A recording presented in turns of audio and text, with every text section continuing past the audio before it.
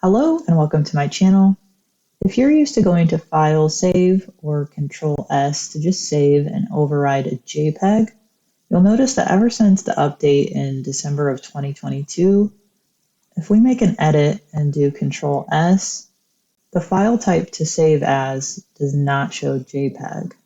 If you're working in Photoshop a lot, it can be really time consuming to always have to save a copy, and then you'll notice that in the file name, it will add copy to it.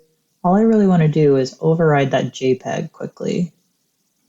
So what we can do is go to Edit if you're on a PC, or if you're on a Mac, you'll go to your Preferences and go to File Handling, or if you just go to General Preferences, find File Handling here on the left, and we can enable Legacy Save As.